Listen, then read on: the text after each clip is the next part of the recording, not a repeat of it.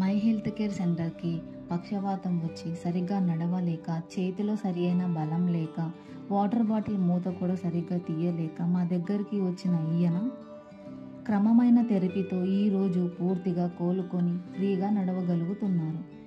ఇతను బైక్ కూడా ఫ్రీగా నడపగలుగుతున్నారు. ఇది ఆశకు ఉదాహరణ. మీ రికవరీ సాధ్యమే.